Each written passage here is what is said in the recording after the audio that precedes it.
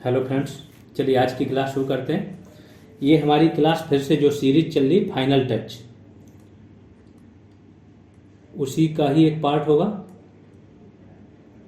Second video है, ये भी आपका एग्रीकल्चर प्लस मृदा सॉयल। इसको हम डिटेल में जानेंगे।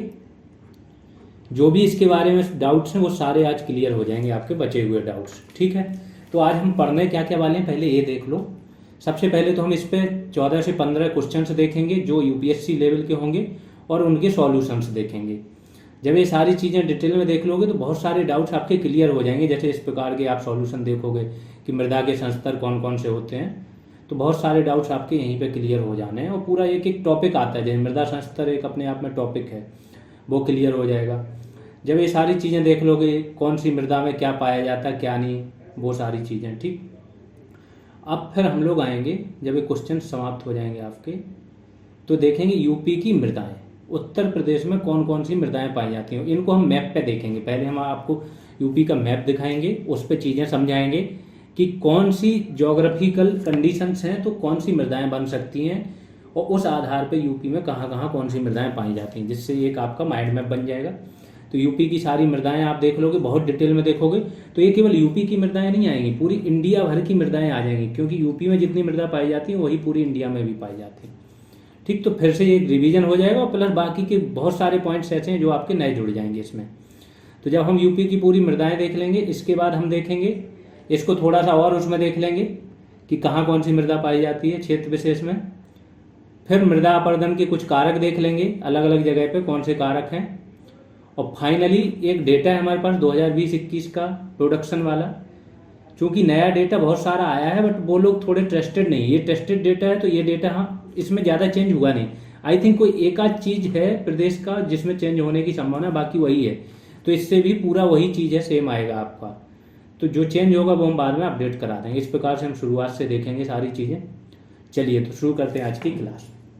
पहला क्वेश्चन देखते हैं, आधुनिक कृषि प्रथाओं के संदर्भ में फर्टिगेशन से क्या तात्पर्य है। इन्होंने पूछा है फर्टिगेशन जो है उससे क्या तात्पर्य है। ऑप्शन देख लो पहले। यह फसल की सिंचाई प्रणाली के प्रत्यक्ष रूप से उर्वरकों के उपयोग की पद्धति है। एक सिंचाई प्रणाली, और इस प्रणाली में उर्वरकों का उपयोग। यह एक सिंचाई प्रणाली में जैव निम्नीकरणीय खादों के उपयोग की एक प्रणाली है। अगला है, यह खाद का उपयोग कर मिट्टी की उर्वरता में सुधार करने की प्रक्रिया है। अगला है, यह एक ऐसी स्थिति है जब उर्वरकों की अतिरिक्त मात्रा पर्यावरणीय जोखिम का कारण बनती है। तो फर्टिगेशन, इस दो शब्द हैं इसमें, फर्टिलाइजर प्लस इरिगेशन, बस यहीं से समझ में आ जाएगा आपको। इरिगेशन मतलब सिंचाई होता है, फर्टिलाइजर मतलब खाद होता है। तो खाद प्लस सिंचाई, तो पहला वाला ऑप्शन सही हो जाएगा कि फसल की सिंचाई प्रणाली में प्रत्यक्ष रूप से उर्वरकों के उपयोग की पद्धति है। अगला आ जाते हैं, इसका आंसर ये है। ठीक है, निम्न मृदाओं को देश में उनकी व्यापकता के अवरोही क्रम में व्यवस्थित कीजिए। ये सारी मृदाएं दी हैं, व्यापकता मतलब कितने क्षेत्र पे पाया जाता है। तो लेटेराइट, जलोढ़, काली और लाल, सबको पता है जलोढ़ सबसे ज्यादा पाई जाती है, जो नदियों द्वारा लाई गई मिट्टी से बनती है। एक तो हिमालयी नदियां हैं, दूसरी प्रायद्वीपीय भारत की नदियां हैं। फिर दूसरे नंबर पे आपकी कौन सी पाई जाती है, तीसरी और चौथी। ठीक है, ये देखना है, इसका आंसर है आपका बी। बी क्या, पहले पे दूसरा, दूसरे पे तीसरा और फिर चौथा। फिर अब ये देखो, यूपीएससी कुछ जगह लाल का दिया है कि लाल भारत के 18% भाग पे पाई जाती है, काली 15 पे। ये बहुत जगह डेटा दिया रहता है, ऑनलाइन भी दिया रहता है, ये मैंने भी देखा। बट ये जिस सोर्स से मैंने ये क्वेश्चन निकाला, यूपीएससी का बहुत ही ट्रस्टेड सोर्स है, इसलिए मैंने इसको मजबूर हो गया इसको वो करने के लिए, क्योंकि बहुत सारी जगह डेटा जलोढ़ का 43% दिया रहता है, यहाँ पे अगर दिखाएं तो 45.6% है।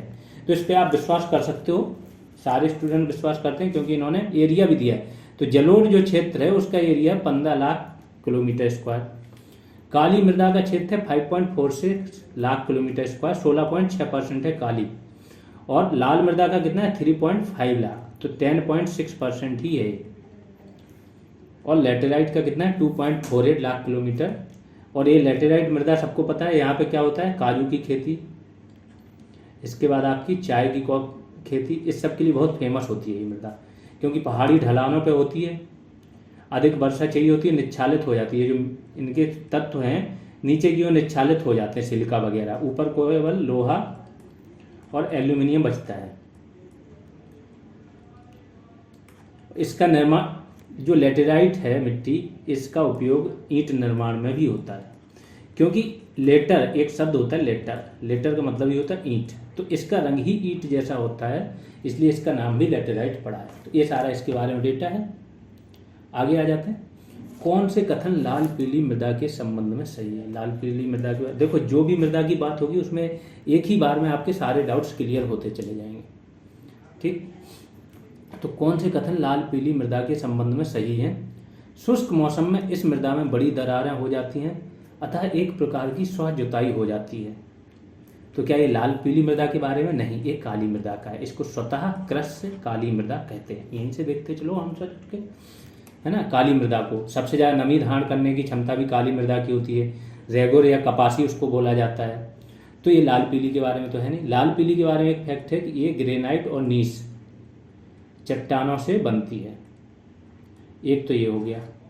लौह ऑक्साइड के कारण लाल रंग होता है, और जब इसमें जल योजित हो जाती, जल भरा रहता है, तो ये पीला दिखाई देती है। यह मृदा मुख्यतः भारत के पूर्वी तट के डेल्टाई क्षेत्र में पाई जाती है। पूर्वी तट जो मैंने बताया, ये वाला हो गया आपका पश्चिमी तट, और ये हो गया पूर्वी तट। तो ये बोल रहे पूर्वी तट के वो भी क्षेत्र जो डेल्टाई क्षेत्र है, मतलब ये वाले नद, बंगाल वगैरह यहाँ से जाती हैं नदियाँ सब, तो ये डेल्टाई क्षेत्र, खासतौर से सुंदरबन वगैरह वहाँ पाई जाती है, ये बोलना चाह रहे हैं। इसमें सामान्यतः नाइट्रोजन, फास्फोरस तथा ह्यूमस का अभाव होता है। तो इसमें से आपको बताना है कि लाल और पीली मृदा के संबंध में कौन कौन से कथन सही हैं। तो देख लीजिए इसका आंसर। इसका आंसर क्या है? बीमा। केवल 3 सही है, क्योंकि सिर्फ पूर्वी तट पे नहीं पाई जाती है, ये बहुत सारे क्षेत्र में पाई जाती है। पूर्वी तट के अंदर भी क्षेत्रों में पाई जाती है, पहली चीज़। दूसरी चीज़ कि जो मैंने बताया था कि वो तो काली मृदा, पहला वाला पॉइंट क्या था, काली मृदा की विशेषता थी, तो इसकी तो हो ही नहीं सकती है। थर्ड वाला सही है। तो ये बोला दक्कन पठार के पूर्वी तथा दक्षिणी भाग में लाल मृदा क्रिस्टलीय आग्नेय चट्टानों पर विकसित होती है। अब थोड़ा सा ये देख लेते हैं। बहुत सारे लोग पूछते रहते हैं कि सर ये ग्रुप कैसे ज्वाइन करें, तो ये उन लोगों को बताना चाहते हैं जो एकदम न्यू हैं, पेड ग्रुप ज्वाइन करना चाहते हैं। देखो आपको यहाँ पे सारी पीडीएफ्स मिल जाएंगी 26 टॉपिक्स की, वैल्यू एडिशन की भी सारी पीडीएफ्स मिल जाएंगी। यूपीएससी लेवल के कुछ प्रैक्टिस टेस्ट हुए हैं प्लस इनका सॉल्यूशन, ये दोनों मिल जाएंगे आपको। ये टेस्ट आपके सिलेबस के अंदर ही हुए हैं। यूपीएससी लेवल संबंधी आपके 2 से 3 टेस्ट हुए हैं, फुल टेस्ट 120 क्वेश्चन के, नॉर्मली 100 क्वेश्चन का लोग कराते हैं, ठीक है। ये भी आपको मिल जाएंगे। प्लस 15 अप्रैल से आपके डेली टॉपिक वाइज टेस्ट चल रहे हैं। अभी 5 टॉपिक वाइज टेस्ट हो चुके हैं। 18 से हमारे 2 टॉपिक के टेस्ट चल रहे हैं, एक दिन में 2 टॉपिक, डेली 6 PM पे टेस्ट होते हैं। तो जो लोग ज्वाइन करना चाहें उनको टॉपिक वाइज टेस्ट भी मिल जाएंगे। ये सारी चीज़ें यहाँ पे सिर्फ फीस 199 है। कैसे आपको ज्वाइन करना है, ये नंबर दिया है 8586982085। इस पर आप फ़ोनपे पेटीएम करके इस टेलीग्राम नंबर पे भेज सकते हैं। कोई प्रॉब्लम आए तो यही 8586 वाले नंबर पे फ़ोन भी कर सकते हैं। तो ये सारी डिटेल है। अब आगे आते हैं।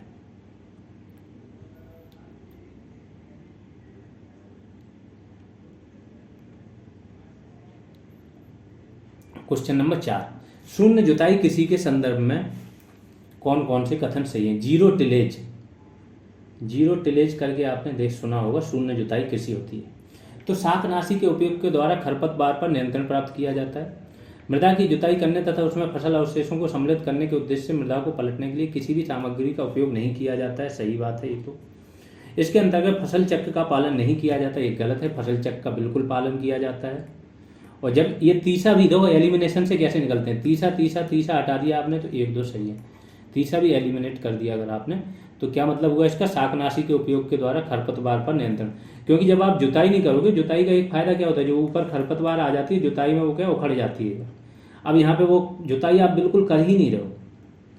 शून्य टिलेज, जीरो जुताई का क्या मतलब हुआ कि जुताई नहीं कर रहे हो तो खरपतवार रहेगी। तो इसके लिए क्या, खरपतवार नाशी का उपयोग करोगे आप। और फसल चक्र का तो पालन करना ही पड़ेगा। तो यही है। इसका सॉल्यूशन देख लेते हैं। इसमें फसल को बिना जुताई के ही बोया जाता है। कीटनाशक का उपयोग कर खरपतवार पर नियंत्रण किया जाता है। फसल चक्र अनिवार्य है। मृदा प्रोफाइल में पाए जाने वाले ओ संस्तर के संबंध में निम्न कथनों पर विचार कीजिए। ओ संस्तर होता है जो मैंने बताया था, अलग अलग संस्तर। तो मृदा जिस चट्टान पे बनती है, ये चट्टान है, पहले मृदा नहीं थी, चट्टान है, ठीक है।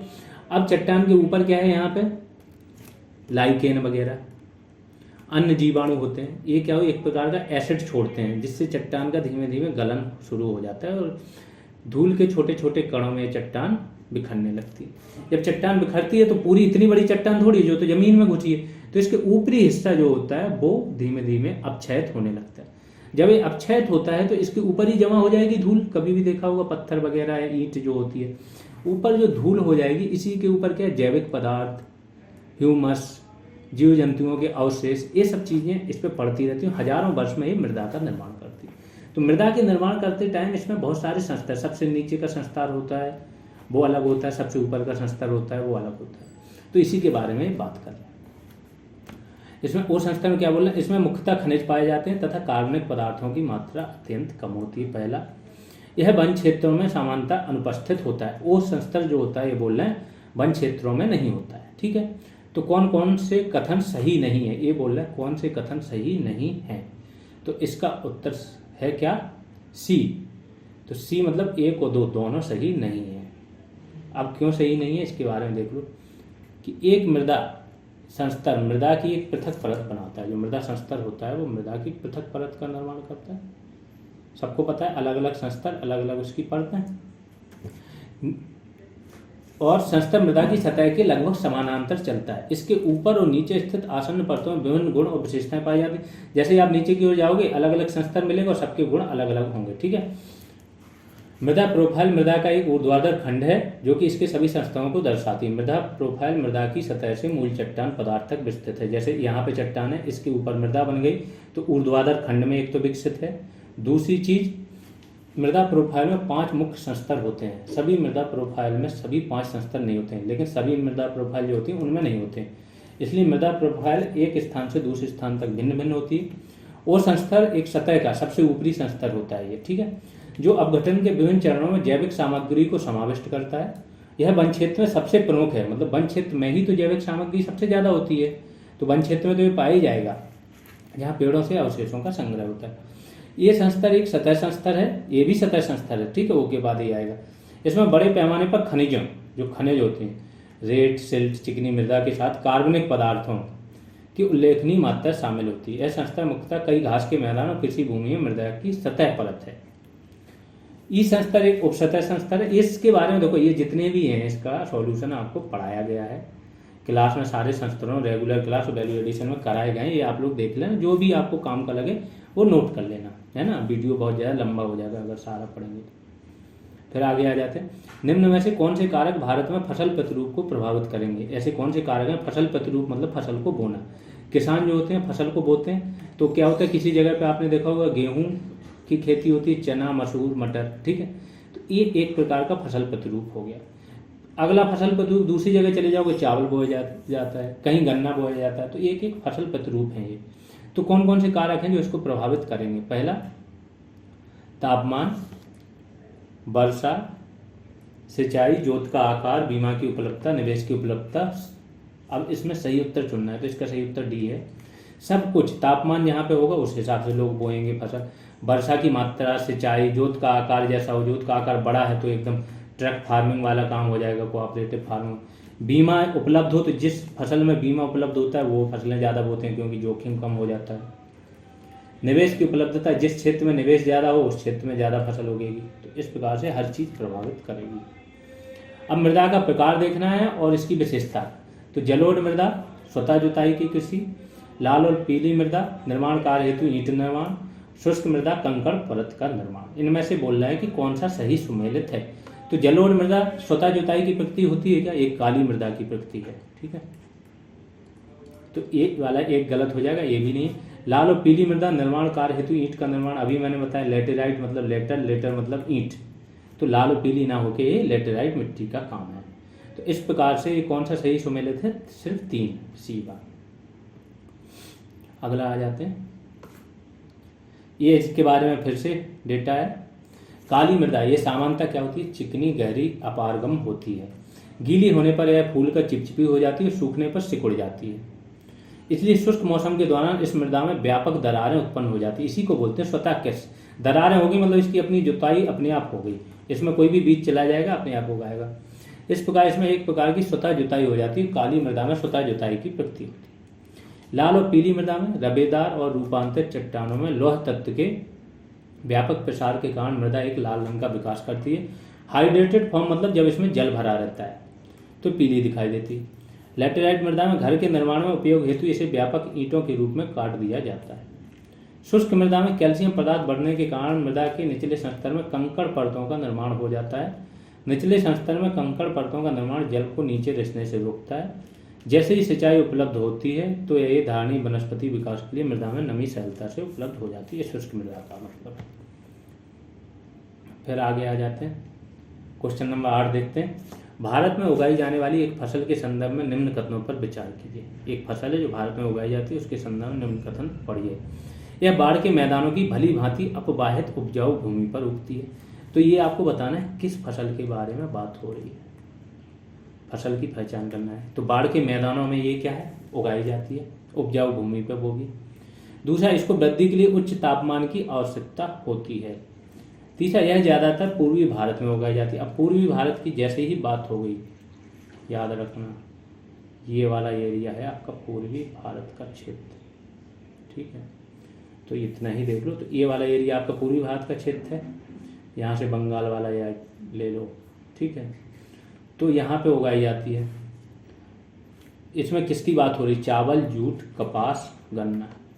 तो देखो चावल भी पूर्वी भारत में उगता है, जूट भी उगता है। जूट तो पूरा पूर्वी भारत में उगता है, बंगाल 75% जूट का उत्पादन करता है, ठीक। कपास और गन्ना, ये कपास आपका पश्चिमी भारत, गुजरात और महाराष्ट्र में ज़्यादा उगता है। गन्ना महाराष्ट्र और यूपी में, यहीं से आपको समझ में आ जाएगा। तो ये दो के बारे में बात हो रही है, लेकिन एक पॉइंट देखो, इसे वृद्धि के लिए उच्च तापमान की आवश्यकता होती है, पहली चीज। और अगला पॉइंट क्या है, यह बाढ़ के मैदानों की भली भांति अपवाहित उपजाऊ भूमि पर उगती है। जैसे ही ये बोला तो ये शिफ्ट हो जाता है जूट पर। जूट के लिए चाहिए होता है बाढ़ के मैदान, भली भांति अपवाहित भूमि। और जो हुगली नदी के किनारे का क्षेत्र है, ये जूट के लिए बहुत फेमस क्षेत्र है। दुनिया भर में सर्वाधिक जूट प्रतिशत, अगर इंडिया का ये बंगाल और बांग्लादेश मिला लो तो दुनिया का 90% से ज़्यादा जूट यहीं उगता है। फिर चावल भी पूर्वी भारत में उगाया जाता है, परंतु कीचड़ एक जल की आवश्यकता होती है चावल को अपवाहित मतलब होता है, अपवाहित जल मतलब आसानी से निकल जाए जल, कीचड़ वगैरह ना जमा हो, लेकिन अपवाहित है यहाँ पे। और चावल के लिए कीचड़ युक्त जल की आवश्यकता होती है। अब निम्न युग्मों पर विचार कीजिए। 2 युग्म दिए हैं, पहला राज्य और दूसरा सिंचाई के प्रकार। तो आंध्र प्रदेश में किस प्रकार की सिंचाई होती है ये बोल रहे हैं, गुजरात में किस प्रकार की, यूपी में। तो कौन कौन सही सुमेलित हैं, ठीक है। तो आपको देखना है, तो इसका उत्तर है तीनों सही सुमेलित हैं। आंध्र प्रदेश टैंक सिंचाई में नंबर 1 पे है, या सर्वाधिक जिसको मान लो। थोड़ा डेटा पुराना हो सकता है तो थोड़ा इसको अपडेट करना, वैसे ज़्यादा फर्क पड़ता नहीं, ठीक है। यूपी नहर सिंचाई के मामले में वन ऑफ द बेस्ट है। यूपी हो गया, हरियाणा हो गया, पंजाब हो गया। इसके गुजरात आपका ट्यूबवेल। तो तीनों उत्तर सही है। कुएं तथा ट्यूबवेल द्वारा सर्वाधिक सिंचित क्षेत्र कहाँ है, यूपी, राजस्थान, पंजाब और एमपी। टैंक द्वारा सिंचित भूमि आंध्र, तमिलनाडु, कर्नाटक। नहर सिंचित यूपी, आंध्र, हरियाणा। भारत में गेहूं की खेती के संबंध में निम्न कथनों पर विचार कीजिए, ठीक है। ये बोल रहे हैं, तो ये बोल रहा पहला कि भारत में इसकी खेती रबी के मौसम में की जाती है, बिल्कुल सही बात है। यह मुख्य रूप से उष्णकटिबंधीय क्षेत्र की फसल है, क्या ये सही चीज है। गेहूं कब बोया जाता है, नवंबर दिसंबर में। नवंबर दिसंबर में क्या पड़ता है, सर्दी, बहुत ही कड़ाके की सर्दी पड़ती है। तो सर्दी मतलब उष्णकटिबंध की बात तो हो नहीं रही, तो ये किसकी है, शीतोष्ण कटिबंध वाली फसल है। और जो ठंडे देश होते हैं यहाँ ज़्यादा गेहूं उगता है। तभी तो देख रहे हो पाकिस्तान मंगा रहा है ना रूस से गेहूं मंगा रहा है, उसका गेहूं खा के और यूक्रेन को बारूद वगैरह भेज रहा है, टैंक भेज रहा है। ये आज की हेडलाइन थी कि पाकिस्तान ने रूस को भी धोखा दिया, ठीक।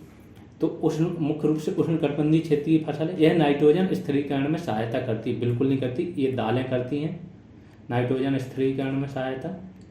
ये बिल्कुल कन्फ्यूज, अपने ज्ञान पे कभी कन्फ्यूज, ये इतने अच्छे लेवल के क्वेश्चन आते हैं, ये क्या करते हैं ना, आपको खुद के ज्ञान पे भरोसा दिलाते हैं, अच्छे लेवल के क्वेश्चन। यहाँ आपको डगमगाने के लिए बहुत ऑप्शन मिलते हैं, फिर आपका टेस्टिंग होता है कि जो आपने पढ़ा है आप उस पर ही टिके रहो कि कुछ भी दे दिया गया और आप उस पर फिसल जाओ, ठीक है।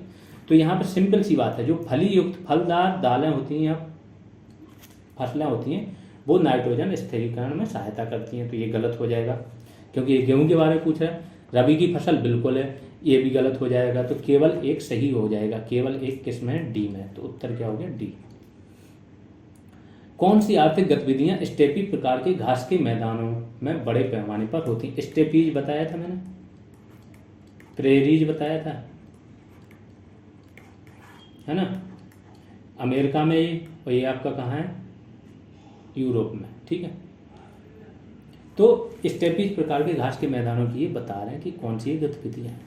तो चलवासी या जिसको बोलते हैं घुमंतु पशुचारण, फिर गेहूं की यंत्रीकृत खेती और चरवाहे कृषि। ये घुमंतु पशुचारण जो है अरब में जो बद्दू होते हैं, इंडिया के J&K में, जम्मू एंड कश्मीर में होते हैं आपके गुज्जर और बकरवाल जनजाति, ये हिमालय पे चले जाते हैं ऊपर की साइड, तो उस टाइम पे बर्फ़ पिघल जाती है, बेहतरीन घास उगती है, उसको खिलाते हैं। तो ये सब चलवासी हैं, लेकिन अब दुनिया में चलवासी पशुचारण जो है बहुत कम हो गया। ऊँट वगैरह लेके राजस्थान के कुछ समुदाय वाले जाते हैं, ठीक है। तो ये तो आपका गलत हो जाएगा। यंत्रीकृत खेती मतलब मशीनों द्वारा बड़े बड़े फार्मों पर खेती, ये बिल्कुल होती है। और चरवाहे कृषि की, चरवाहे कृषि वो होती है कि पशुओं को चारे के लिए कृषि की जाती है, ठीक है।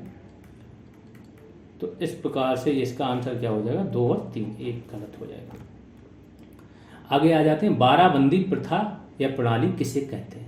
इसका सीधा मैंने आंसर लिख दिया क्योंकि ये बहुत लेंदी हो जाता है। तो नहर सिंचाई क्षेत्रों में जल के समान वितरण की प्रणाली है।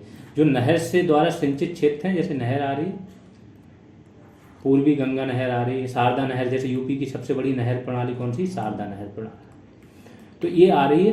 तो इस प्रणाली, इसके द्वारा सिंचित क्षेत्र हैं। तो क्या होता है इसमें कि जैसे सबसे ऊपर नहर से जो सटे हुए खेत हैं वहाँ पे पानी पहुँच जाता है, बाकी जगह नीचे के क्षेत्र में नहीं पहुँचता है। तो ये जल का समान वितरण हो, इसके लिए बाराबंदी प्रणाली का उपयोग किया जाता है।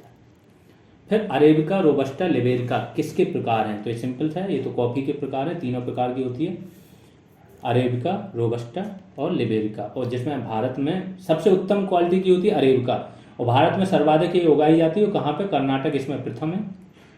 बाबा बूदन की पहाड़ियाँ या चिकमंगलूर करके जिला है एक, यहाँ पे उगती हैं ये, और आगे आसपास भी उगती हैं, ठीक है। तो भारत में उत्तम गुणवत्ता वाली अरेबिका कॉफ़ी का क्या होता है, सर्वाधिक प्रोडक्शन होता है, होती तीनों हैं। भारत में फसल ऋतु के संबंध में निम्न कथनों पर विचार कीजिए। फसल ऋतु के संबंध में समझ लीजिए। भारत में खरीफ की ऋतु दक्षिण पश्चिम मानसून के साथ मेल खाती है। खरीफ की जो ऋतु आती है, इनका कहना दक्षिण पश्चिम मानसून में बताया दे रहा हूँ, जून में 1 जून को केरल के तट पे टकरा जाता है। ये डेट है, इसके आसपास 1-2 दिन इधर उधर हो सकता है, ठीक है। तो ये बोल रहे हैं कि खरीफ की जो ऋतु आती है क्या वो इसी के समय में रहती है। दूसरा होता है रबी ऋतु शीतकाल के आगमन के साथ प्रारंभ होती है, अभी मैंने बताया नवंबर दिसंबर में। अक्टूबर के लास्ट या नवंबर में बुआई हो जाती है इसकी, ठीक है।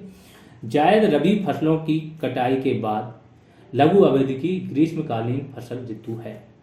तो अभी जैसे अभी कटाई हुई है अप्रैल में रबी की फसल का, तो इसके बाद क्या जायद ही आएगा। तो इस हिसाब से इसका कौन सा आंसर सही है, सारे सही है, सब इन्होंने सही बोला, तो उत्तर क्या हो जाएगा, डी। फिर आगे आ जाते हैं। हाँ, यहाँ पे आपके क्वेश्चंस खत्म हो गए हैं यूपीएससी लेवल। अब उत्तर प्रदेश की मृदाएं समझ लो, उत्तर प्रदेश में कौन कौन सी मृदाएं पाई जाती हैं। ये समझने से पहले चलिए आपको ले चलते हैं, थोड़ा यूपी के मैप पे समझा देते हैं मृदाएं बनती कैसे हैं, यूपी का क्षेत्र क्या है जो मृदाओं को डिसाइड करता है, ठीक है। तो ये समझो, ये यूपी का मैप आ गया हमारे सामने। सबसे ऊपर क्या है, सहारनपुर, और इधर क्या है, महाराजगंज, गोरखपुर, कुशीनगर, ठीक है। ये सारे यूपी के जिला हैं। यहाँ से जैसे ही चले आओगे तो यहाँ पे क्या, हिमालय पर्वत है, ये पूरा आपका ये हिमालय पर्वत का क्षेत्र है। और हिमालय पर्वत के ही ये हिमालय पर्वत का ही ये नीचे का क्षेत्र है। तो सबसे जो हिमालय पर्वत के 3 भाग होते हैं मेनली, ठीक है। एक ट्रांस हिमालय तो बाहरी भाग है जो भारत के बाहर है, इसमें कराकोरम, लद्दाख, जास्कर, ये सब पहाड़ियाँ हैं, ठीक है। तो ट्रांस हिमालय हो गया। फिर आता है बृहद हिमालय, सबसे बाहरी ट्रांस हिमालय, यहीं पे आपका तिब्बत का पठार पाया जाता है। दूसरा पोर्शन होता है बृहद हिमालय। बृहद हिमालय में क्या है आपका, एवरेस्ट वगैरह है, ठीक है। ये देखो यूपी दिख भी रहा है यहाँ पे। तो ये यहाँ से यहाँ चले जाओगे अगर आप, तो ये तो आपका हिमालय है। और ये जो बाहरी हिमालय है ये हो गया बृहद, ये ट्रांस हिमालय। इसका बृहद हिमालय फिर हो गया आपका लघु हिमालय, फिर हो गया शिवालिक। सबकी अलग अलग ऊंचाई है। ये सबसे ऊंचा बृहद हिमालय पे जो एवरेस्ट वगैरह ये चोटियां सबसे ऊंची है। फिर उससे कम ऊंचाई पर शिवालिक, जो 1000 मीटर की ऊंचाई पर शिवालिक वाला क्षेत्र। तो शिवालिक यहाँ पे खत्म होता है। और जब शिवालिक यहाँ पे खत्म होगा तो शिवालिक के नीचे क्या होंगे, कंकड़ पत्थर, बड़े बड़े मोटे मोटे बोल्डर पड़े रहेंगे। अब नदियाँ तो हिमालय से निकल रही हैं, तो नदियाँ यहाँ से निकलेंगी। नदियाँ जब यहाँ से निकलेंगी, ये सोचो ये पहाड़ है, ठीक है। तो पहाड़ का ये छोटा सा ऊंचाई सा भाग है, ऐसे करके आ रहा है। तो जब नदियाँ यहाँ से निकल के आएंगी और यहाँ पे आएंगी तो यहाँ नदियाँ गायब हो जाती हैं, क्योंकि यहाँ बड़े बड़े पत्थर बोल्डर पड़े होते हैं। यहाँ समतल भूमि तो है नहीं, नदियाँ यहाँ पे दिखाई नहीं देती हैं। ये वाला क्षेत्र होता है आपका कैसा, भाबर का क्षेत्र। तो ये क्षेत्र जो है सबसे पतला क्षेत्र, यहाँ पे ले लो, हल्का हल्का ले लो। एक 34 किलोमीटर पश्चिम में इसकी चौड़ाई है, यहाँ ज़्यादा है, ठीक है। तो ये क्षेत्र हो गया आपका क्या, भाबर का क्षेत्र। इसके जस्ट नीचे आओगे आप तो एक फिर से पट्टी चलती है, वो होती है तराई का क्षेत्र। तराई क्षेत्र में क्या होता है, नदियाँ फिर से आ जाती हैं, दिखने लगती हैं, क्योंकि यहाँ पे मोटे मोटे कंकड़ पत्थर खत्म हो जाते हैं और मृदा आ जाती है, महीन मृदा यहाँ पे आ जाएगी। तो यहाँ पे इस क्षेत्र में फिर से क्या, नदियाँ दिखने लगती हैं, पहली चीज़। दूसरी चीज़ दलदली एरिया है, क्योंकि पानी हमेशा भरा रहता है इस तराई क्षेत्र में। तो पानी भरा रहता है, दलदली एरिया होता है, मृदा यहाँ की, क्योंकि यहाँ पे जीवाश्म की मात्रा अच्छी खासी होगी, तो मृदा क्या है, उपजाऊ होती है। लेकिन दूसरी चीज़ यहाँ पे जब पानी भरा रहेगा तो जो मैंने बोला मच्छर, मलेरिया वगैरह बहुत होते हैं। इसलिए जापानी इंसेप्टिलाइटिस, गोरखपुर में एक साल अभी सुना होगा, 2 साल पहले एक बहुत सारे बच्चों की मौत हुई थी, 100 बच्चों की, BRD मेडिकल कॉलेज। तो यहाँ पे जापानी इंसेप्टिलाइटिस नामक होता है दिमागी बुखार, मच्छरों से होता है, क्यूलेक्स प्रजाति के मच्छर जो होते हैं। दिमागी बुखार की बीमारियां बहुत होती हैं। अब तो थोड़ा कंट्रोल हो गया, नहीं तो हर साल बच्चे बहुत बड़ी मात्रा में उनकी डेथ होती थी। तराई जब हो गया, भाबर और तराई, इसके बाद आ जाता है आपका गंगा का मैदान। ये वाला पूरा एरिया आपका गंगा, उसकी सहायक नदियों का मैदान है। ये पूरा एरिया ले लो, तो गंगा, यमुना और जितनी भी सहायक नदियां हैं वो इनका मैदान बनाती हैं। इनके द्वारा लाई गई मिट्टी से ये बना है, तो ये मैदानी भाग है। और फिर नीचे का एरिया जो है, झांसी से लेके ये पूरा, ये पठारी एरिया है, पठार।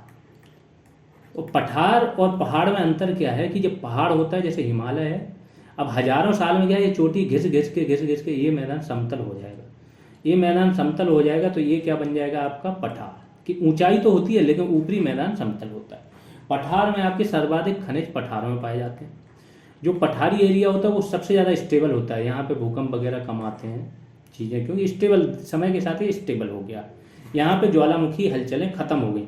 पहाड़ जब तक, जैसे हिमालय में भूकंप क्यों आ रहे हैं, हिमालय क्षेत्र में, हिमालय जो है प्लेट, एक्टिव प्लेट है, हिमालय की ऊंचाई अभी भी बढ़ रही है। अब वो बाद में बताएंगे कैसे पहाड़ों का निर्माण होता है, कैसे ऊंचाई बढ़ती क्या, ठीक है। इतना समझ लो। तो ये वाली मृदाएं आपकी पठारी मृदाएं हो जाएंगी, ये वाली बीच की मृदाएं हो जाएंगी आपकी गंगा और सहायक नदियों के मैदानी क्षेत्र की, ये वाली भाबर की मृदा, ये वाली तराई की मृदा। इतना यहाँ से जान लिया। अब जो है सारे डिस्ट्रिक्ट आपको पता ही, सबसे ऊपर वाले देख लो, सहारनपुर, बिजनौर, मुरादाबाद, पीलीभीत, लखीमपुर खीरी, बहराइच, श्रावस्ती, बलरामपुर, सिद्धार्थनगर, महाराजगंज और कुशीनगर। यहीं तक आपका ऊपर का भाबर का क्षेत्र आता है, सर्वाधिक ऊपर का। अब चलते हैं हम लोग मृदाओं पे, कि जो जैसी मृदा, अब देखो मृदाएं जो पाई जाएंगी, थोड़ा और देख लो कि यहाँ पे जो मृदाएं पाई जाएंगी यहाँ की ज्योग्राफी से बहुत ज़्यादा प्रभावित होंगी। यहाँ की जैसे अभी एक मैदानी क्षेत्र की मृदाएं हैं, नदियों द्वारा लाई गई मिट्टी बनी, तो यहाँ जलोढ़ मृदाएं के ही सारे रूप होंगे। ये पठारी मृदाएं, तो पठारी मृदाएं मतलब चट्टानों से बनी हुई मृदाओं का ही सारा रूप यहाँ पे होगा, और यहाँ पे तराई वाली मृदाएं होंगी। तो इस प्रकार से आपको मृदाएं अब समझनी है। अब देख लेते हैं मृदाओं के बारे में, ठीक है। तो उत्तर प्रदेश की मृदाएं सबसे ऊपर क्षेत्र पे आ गए, भाबर और तराई। तो भाबर और तराई, और एक होता है खादर और बांगर, इसमें कंफ्यूज मत होना। नाम अलग अलग है, थोड़ा है खादर और भांबर में आदमी कंफ्यूज हो जाए। ये क्षेत्र है, भाबर क्षेत्र है, और खादर क्या है, मृदा। खादर होती नवीन जलोढ़ मृदा, जो जलोढ़ जल द्वारा लाई गई मिट्टी होती नदियों द्वारा, और बांगर होती है आपकी पुरानी जलोढ़। तो इसमें कंफ्यूज मत होना। अब आगे चलें। तो भाबर क्षेत्र की मृदा देखो, पहले सबसे उत्तरी भाग में होती है यूपी के। नदियों द्वारा लाए गए भारी निक्षेपों के निक्षेपण से इसका निर्माण हुआ है।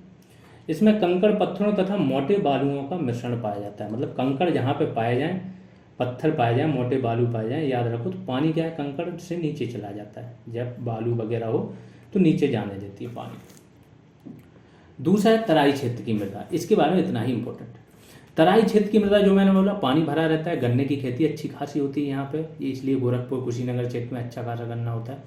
हिमालयी नदियों से लाए गए महीन कणों से निर्माण होता है इसका।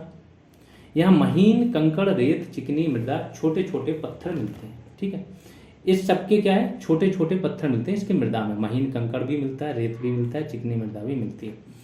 इस क्षेत्र की मृदा समतल, दलदली तथा नम होती है। समतल भी होती है, दलदली होती है, नम होती है। चूने की प्रधानता होती है, इसलिए इसमें गन्ने की खेती होती है।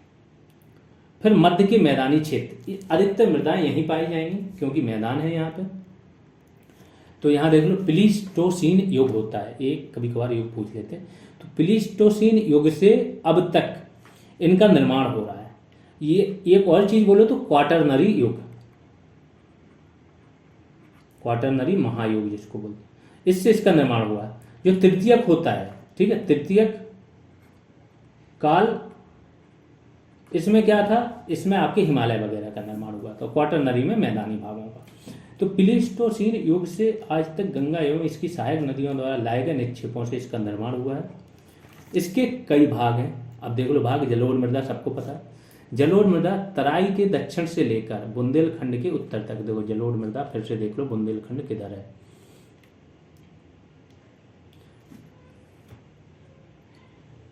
ये है, ये पूरा बुंदेलखंड का पठार है। यहाँ से झांसी, ललितपुर, ये चित्रकूट तक ये पूरा क्षेत्र आता है बुंदेलखंड का पठारी भाग में, महोबा, जालौन। ठीक है, ये बुंदेलखंड का पठार है। इस तरफ चले जाओ तो ये विंध्यन श्रेणी है, विंध्य जो पर्वत है उसकी श्रेणी है। तो इस प्रकार से पठारी, बुंदेलखंड और बघेलखंड दो पठार है। ठीक है, तो ये पठारी जो क्षेत्र है, यहाँ पे पठारी मृदाओं की बात होगी। तो इसके ऊपर और इसके नीचे, तराई से नीचे और इसके ऊपर ये पूरा कौन सा है, नदियों द्वारा लाई गई मिट्टी से बना हुआ जलोढ़ मृदा का क्षेत्र है। अब जलोढ़ मृदा पर फिर से आ जाते हैं। स्थानीय भाषा में इसे कछारी, ये नाम याद रखना, ये बहुत इंपॉर्टेंट है। कछारी भात मृदा कहते हैं, कछारी भी बोलते हैं, भात मृदा। ये मृदाएं सैल, दोमट, सिल्ट से बनी होती हैं। बालू प्रधान जलोढ़ मृदा को दियारा भूमि भी बोलते हैं, जिसमें बालू ज्यादा हो। इसके कई उपवर्ग हैं, जैसे बांगर मृदा, सबको मैंने बता चुका हूँ पहले भी कई बार कि बांगर मृदा पुरानी जलोढ़ मृदा है। इनके नाम जरूर याद रखना, ये पूछे जा सकते हैं। इसको बोला जाता है उपहार मृदा, दोमट, मटियार दोमट और मटियार बलुई। ठीक है, मटियार दोमट, मटियार बलुई दोमट, दोमट सब में लगा है। ठीक है, उपहार मृदा, दोमट, मटियार दोमट, मटियार बलुई दोमट आदि नामों से जाना जाता है किसको, बांगर मृदा को। इस मृदा की सतह के नीचे चूने की गांठें मिलती हैं, जिन्हें कंकर बोलते हैं। रबी की फसल हेतु ये उपयुक्त मृदा है। रबी में क्या, गेहूं वगैरह, गेहूं जो ये सब आ जाते हैं। तो ये जो है आपकी रबी की फसल हेतु उपयुक्त है कौन सी, बांगर मृदा, पुरानी जलोढ़। अब पुरानी जलोढ़ कहाँ होती है, नई जलोढ़ वो समझ लो। जैसे नदी आ रही, अब यहाँ से पानी बह रहा है, तो नदी में कहीं पे भी देखना पानी, तो ये बाढ़ का क्षेत्र होता है, आसपास का क्षेत्र। यहाँ पे क्या होता है, जैसे ही नदी उफान पे आती है, आसपास पानी भी भर जाता है, और जब पानी वापस जाता है तो यहाँ मिट्टी छोड़ जाता है बड़ी मात्रा में। तो एक बार किया तो हर 6 महीने में या 1 साल में आ रही, तो ऐसे ही करके कितना 50-100 साल बाद देखोगे आप, तो बहुत बड़ा मिट्टी का एक ढेर परत बन जाती है। अब क्या होता है कि ये नदी छोड़ती रहती हो, तो पहले इसने छोड़ा यहाँ पे पानी, और यहाँ पे छोड़ती रही मृदा यहाँ पे, लेकिन ये वाला ऊंचाई हो गया भाग, तो अब नदी यहीं तक आती है, तो यहाँ छोड़ती, तो ये वाली जो सबसे पास वाली हो जाती है वो हो जाती है खादर, नवीन जलोढ़। अब यहाँ तक पानी बाढ़ का पहुंच नहीं रहा है, तो ये पुरानी मृदा हो गई बांगर। रबी की फसल हेतु उपयुक्त है। अब आ जाते हैं खादर मृदा पर। खादर मृदा क्या है, नवीन जलोढ़ मृदा है, इसे कछारी मृदा भी कहते हैं। इसमें सिल्ट एवं मृत्तिका अधिक मिलती है। चावल, जूट तथा खरीफ फसलों हेतु उपयुक्त है। स्थानीय स्तर पर इसको क्या, बलुआ, सिल्ट बलुआ, मटियार, दोमट, इसके बाद मटियार दोमट, और मटियार दोमट एक साथ है, ठीक है। मटियार अलग बोला जाता है, दोमट अलग बोला जाता है, और मटियार दोमट भी बोला जाता है, ये इसके नाम, ठीक है। इस मृदा की गहराई बांगर की अपेक्षा कम होती है, क्योंकि बांगर पुरानी मृदा है, तो पुरानी मृदा की हाइट अपने आप ज़्यादा होगी गहराई ज़मीन से लेके, और खादर नवीन है तो खादर का इतना हाइट गहराई होगा, तो इसका इतना गहराई। लवड़ी तथा क्षारीय मृदा सबको पता है, जो मैं पहले बता चुका हूँ कि जो लवड़ होते हैं कैल्शियम मैग्नीशियम के सॉल्ट होते हैं, वो क्या होते हैं, अगर अच्छे से पानी बह के निकल जाए, ये खेत है आपका, यहाँ से पानी भरा और निकल जा गया, तब तो लवड़ बह जाते हैं, लेकिन निकले ना, अच्छी तरह अपवाहित भूमि ना हो तो पानी भरा रहता है, और फिर वो बाष्पीकरण द्वारा क्या होता है, जल तो उड़ जाता है लेकिन नीचे लवड़ रह जाते हैं, इसलिए लवड़ी मृदा एक ऊसर भूमि होती है। यहाँ पे कोई वनस्पति नहीं उगते हैं, अगर वनस्पति उगाने हो तो आपको जिप्सम वगैरह से इसका इलाज करना पड़ता है। ये सारी चीज़ें आपका डेटा है, ठीक है। तो इसे क्या बोलते हैं, नाम देख लो, रेह, कल्लर, ऊसर भी कहा जाता है। हरी खाद एवं जिप्सम का प्रयोग करके उपजाऊ बनाया जाता है, और जो यहाँ पे पेड़ पौधे होते हैं उनको बोला जाता है लवणोद्भिद, ठीक है, क्योंकि ये लवड़ जो होते हैं, सॉल्ट जो होते हैं, उन वो सॉल्ट में ही ये पेड़ पौधे उगते हैं, ठीक है। मरुस्थलीय मृदा, जहाँ पे मरुस्थल पाया जाता है, मरुस्थल सबको पता है कि पश्चिमी यूपी में मरुस्थलीकरण हो चुका है, भूमि मरुस्थल में परिणत हो गई, ठीक है।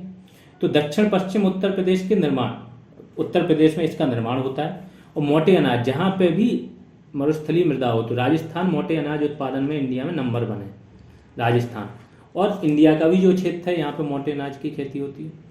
फिर आ जाते हैं भूड़ मृदा। भूड़ क्या होती है कि जब बाढ़ वाला एरिया होता है तो कई बार क्या होता है, कटाव या मिट्टी का जमाव ऐसे टीलों के रूप में हो जाता है, ठीक है, 10 से 15 या 10 से 20 फीट के ऊंचे ऊंचे टीले, और ये टीले समतल हो जाते हैं, तो बाढ़ प्रभावित क्षेत्रों जिसे भूड़ मृदा कहते हैं। फिर आगे आते हैं काली मृदा। काली मृदा सबको पता है कि काली मृदा जो होती है बेसाल्ट की चट्टानें, इनके अपघटन से, अपक्षयन से, अपरदन से बनती है। तो पश्चिमी जनपद जो यूपी के हैं, बुंदेलखंड, पश्चिमी जो इधर वाले सहारनपुर और उसके नीचे के बुंदेलखंड के क्षेत्रों में पाई जाती है। लोह अंश, इसमें लोह अंश भी होता है और जीवाश्म होता है, इन दोनों की अधिकता से इसका रंग क्या होता है, काला हो जाता है। इसे रेगुर, करेल तथा कपासी मृदा भी कहा जाता है। जल पड़ते ही अगर इसमें जल आ जाए, नमी आ जाए, तो चिपचिपी हो जाती है और सूखने पर दरारें पड़ जाती हैं। इसके बारे में जो मैंने बताया कि जल धारण करने की क्षमता बहुत ज़्यादा होती है इसमें, काफ़ी लंबे समय तक ये मृदा सूखती नहीं एक बार जल पड़ जाए, इसलिए कम जल में भी यहाँ खेती हो जाती है, जल धारण क्षमता अधिक। मृदा की इतनी बार जिप हो गया क्योंकि इससे क्वेश्चन मुझे लगता है बनेंगे आपके, ठीक ठाक बनेंगे। दक्षिण के पहाड़ी पठारी भाग की मृदाएं देख लो, जो दक्षिण के पठार मैंने बताया, झांसी, ललितपुर वगैरह, बुंदेलखंड, तो इसमें जो मृदा है, एक लाल मृदा पाई जाती है। इसका विस्तार झांसी, ललितपुर, मिर्जापुर, सोनभद्र, बांदा तक होता है। ये मैप पे आप देख चुके हो, फिर से देख लो एक बार, कहाँ है झांसी, ललितपुर, मिर्जापुर, सोनभद्र, बांदा।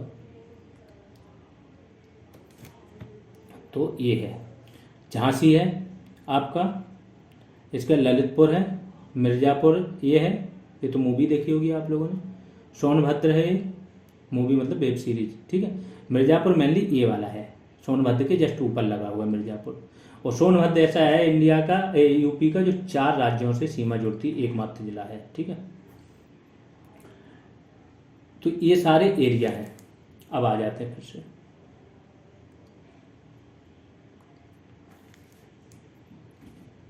ग्रेनाइट तथा नीच चट्टानों के विघटन से इसका निर्माण हुआ। फिर परवा एक मृदा होती है, ये हल्के लाल रंग की बलुई दोमट मृदा है। विस्तार इसका हमीरपुर, जालौन, ये क्षेत्र याद रखना नहीं है, ये तो केवल माइंड मैप बनाने के लिए मैंने करा दी। चना और ज्वार की खेती यहाँ होती है। फिर एक माड़ मृदा, ये दोनों हैं लाल मृदाएं, ठीक है, परवा और लाल मृदा। ये वाली आपकी काली मृदा है माड़। माड़ में इसका विस्तार उत्तर प्रदेश के पश्चिमी जनपदों में है। यह रेगुर के समान ही काले रंग की होती है, जो रेगुर मृदा, कपासी मृदा, काली। इसमें नमी की काफ़ी कमी होती है, समझो इस मृदा में नमी की काफ़ी कमी होती है। जैसे काली मिट्टी में नमी धारण क्षमता तो होती है लेकिन नमी नहीं। तो अगर ये क्वेश्चन बनता है कि कौन सी मृदा है जिसमें नमी की काफ़ी कमी होती है, सर्वाधिक कमी होती है, तो वो आपकी माड़ मृदा ही है। फिर राकर मृदा, इसका रंग प्राय लाल और भूरा होता है। ह्यूमस की इसमें कमी होती है, चना और तिल की फसलें इसमें होती हैं। तो एग्रीकल्चर वाला सेक्शन भी आपका यहाँ से कवर हो रहा है। अब सॉइल के बारे में थोड़ा डेटा देख लो। खादर कहाँ पाई जाती हैं, स्थानीय नाम देख लो पहले तो, नवीन जलोढ़, कछारी, दोमट, मटियार, सिल्ट, बलुआ। बांगर के ये नाम है। ऊसर भूमि के जो मैंने वहां लिखा दिया वही यहाँ पे दे दिया सारा, ठीक है। आगे आ जाते हैं। मृदा अपरदन के कारक वहां भी पढ़े थे, यहाँ देख लो अलग अलग क्षेत्रों में क्या क्या है कारक। उत्तर पूर्वी क्षेत्र, नॉर्थ ईस्ट के क्षेत्र इंडिया के, यहाँ पे क्या क्या कारक हैं, तीव्र वर्षा, बाढ़, व्यापक स्तर पर नदी के किनारों का कटाव। हिमालय की शिवालिक पर्वत श्रेणियों पर, शिवालिक अभी बताया मैंने, गाद जमा होने से नदियों में बाढ़ तथा कृषक उर्वर भूमि में तल हटों का जमाव, वनस्पतियों का ह्रास, इन सबसे क्या होता है, मृदा का ह्रास होता है।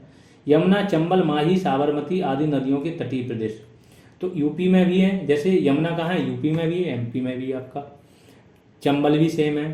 राजस्थान, साबरमती, माही, ठीक है। गुजरात में है मेनली साबरमती आपका, ठीक। गुजरात की किसी भूमि के काफी बड़े भाग का बीड़ों में परिवर्तित होना। दक्षिण भारत के पर्वतीय भाग, क्यों यहाँ पे कटाव होता है, मृदा का क्षरण होता है, अपरदन होता है। तीव्र ढाल, तीव्र वर्षा और कृषि का अनुचित ढंग। राजस्थान और दक्षिणी पंजाब का शुष्क क्षेत्र, तो पंजाब और राजस्थान के कुछ भाग जैसे भरतपुर, जयपुर, जोधपुर, बीकानेर, कोटा में वायु द्वारा अपरदन होता है, रेत को उड़ा के ले जाते हैं लंबे लंबे समय तक, ठीक है।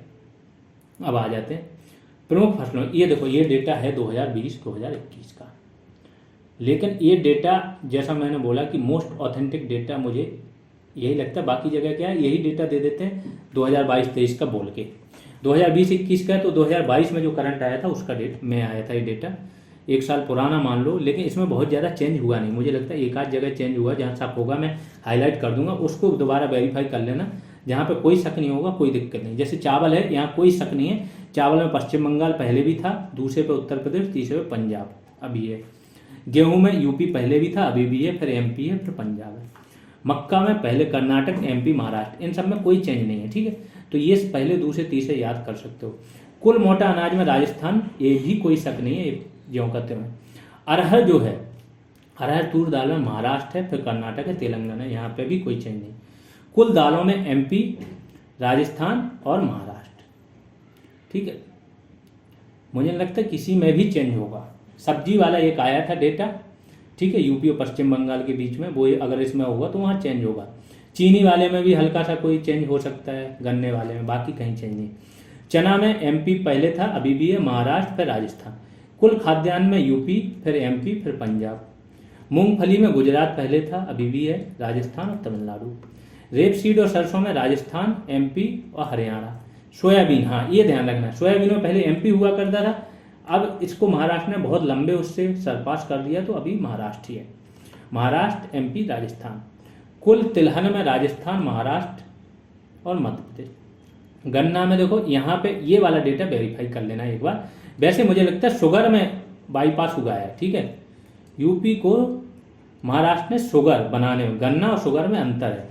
शुगर बनती है आपकी मिल्स में, और गन्ना क्या होते हैं आपके प्रोडक्शन होता है, क्योंकि इतना बड़ा गैप एक बार में ये वो नहीं हो सकता। बाकी आप लोग 2-4 दिन वेट करना, इसका एकदम लेटेस्ट वर्जन आ जाएगा, वहाँ पे मैं क्लियर कर दूंगा। तो यहाँ ये इसको वेरीफाई आपको करना है, बाकी कोई ज़रूरत नहीं है, ठीक है। तो यूपी, महाराष्ट्र, कर्नाटक। कपास में महाराष्ट्र, फिर गुजरात और तेलंगाना, ये वेरीफाइड है, यहाँ कोई दिक्कत नहीं। जूट और मेस्ता में पश्चिम बंगाल, बिहार, असम। तो ये आपकी एग्रीकल्चर प्रोडक्शन हो गया।